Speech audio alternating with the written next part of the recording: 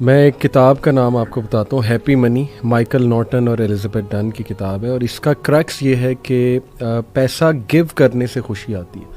Social experiment کیا ان لوگوں نے۔ سوشل ایکسپیریمنٹ کیا تھا کہ ٹرین پہ جو لوگ چڑھنے والے تھے سب وے سے،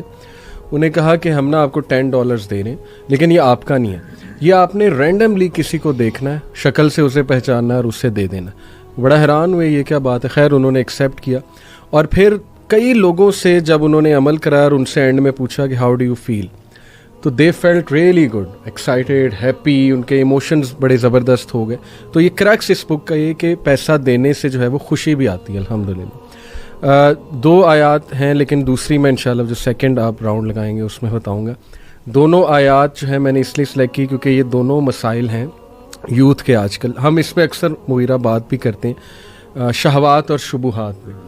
شبہات کے حوالے سے یہ آیا ایکچولی ابن عباس رضی اللہ عنہ کی بھی فیوریٹ آیا ہے، اکارڈنگ ٹو اے نریشن۔ ایک صحابی نے ابن عباس سے پوچھا کہ آپ کی فیوریٹ آیا کون سی ہے، تو اس زیادہ تر صحابہ کی وہ ہے قل یا عبادی الذین اسرفوا علی انفسہم لا تقنطوا من رحمۃ اللہ، لیکن ابن عباس نے کہا کہ میری یہ فیوریٹ آیا ہے۔ وہ صحابی بڑا حیران ہوئے کہ اس میں تو کیا ایسا مطلب ہے یہ موضوع ایسا کہ آپ کا فیوریٹ ہے، انہوں نے کہا اس میں ہوپ ہے، ہوپ فار دوز جنہیں وسوسے آتے ہیں، ڈاؤٹس آتے ہیں۔ تو آیت ہے ورس 260، وَإِذْ قَالَ إِبْرَاهِيمُ رَبِّ أَرِنِي كَيْفَ تُحْيِي الْمَوْتَى قَالَ أَوَلَمْ تُؤْمِنْ قَالَ بَلَىٰ وَلَٰكِنْ لِيَطْمَئِنَّ قَلْبِي۔ یہ آیت کی ٹرانسلیشن میں آپ کو بتاتا ہوں۔ And remember when Ibrahim said my Lord show me how you gave life to the dead, Allah responded do you not believe, Ibrahim replied yes I do but just so my heart can be reassured. تو الحمدللہ دیکھیں، میں ایک scholar کو بھی سن رہا تھا، انہوں نے کہا کہ اس میں ہوپ ہے ان لوگوں کے لیے کہ جن کو ڈاؤٹس آ جاتے ہیں۔ Not all doubts are wrong, some doubts obviously they can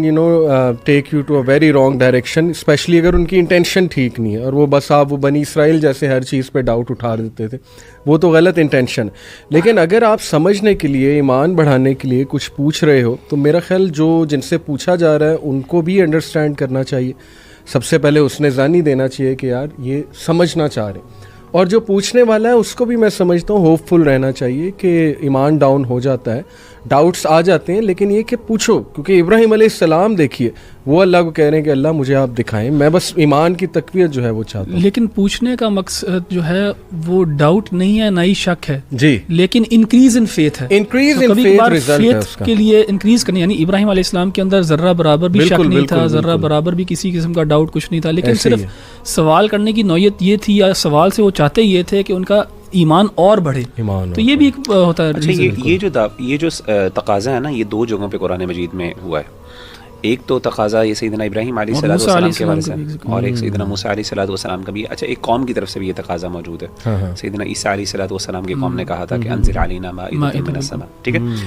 تو اصل میں ان سب آیات کا اگر آپ کانٹیکسٹ دیکھیں نا، اور یہاں پہ جو آیات ہیں اس کے اندر اللہ نے سب سے پہلے قال اولم تؤمن، کیا تم ایمان نہیں لائے؟ اسی طریقے سے جو حواریوں نے جب یہ سیدنا عیسیٰ علیہ السلام سے پوچھا تھا، تو وہاں پہ سیدنا عیسیٰ علیہ السلام نے کہا کہ تم اللہ سے ڈرو، تم کس طرح کا تقاضا کر کے تم اللہ پہ ایمان نہیں لاتے؟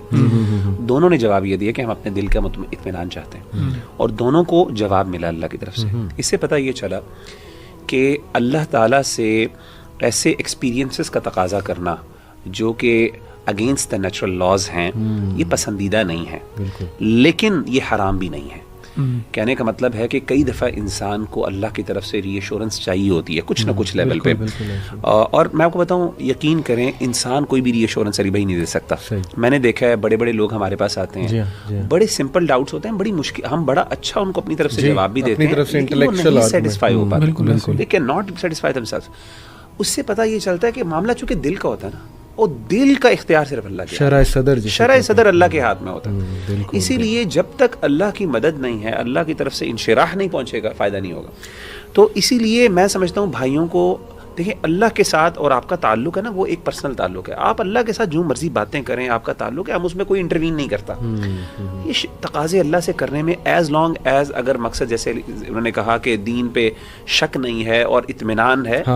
تو انسان بڑھانے کے اس دور میں خاص طور پہ میں سمجھتا ہوں اس دور میں جب اتنے ڈاؤٹس ہیں, اتنے مسائل, اور انسان اگر انفلوئنس ہو رہا ہے, اللہ سے دعا مانگے, اللہ مجھے دکھا. میں نے خود اپنے لیے کئی جگہ ایسے واقعات ہوئے, میں نے اللہ سے دعا کی اور میرے ساتھ ایسے ایسے واقعات ایکسپیرینشیل, جیسے کہتے ہیں نا اللہ کی ایگزسٹنس کے لیے ایک ایکسپیرینشیل ایویڈنس بھی ہوتا ہے آپ کا, کچھ ایکسپیرینسز ہوتے ہیں اللہ سے, ایسے ایکسپیرینسز مانگنے, لیکن وہ راز میں رہنے چاہیے, وہ راز کے ہوتے ہیں اور وہ دلیل نہیں بنتے دوسروں کے لیے, بل وہ ایک لمبا ٹاپک ہے. بڑا یہ دعا بھی ہے نا, اللہم ارنا الحق حقا وارزقنا اتباعہ, ماشاءاللہ یہ بھی بہت زبردست.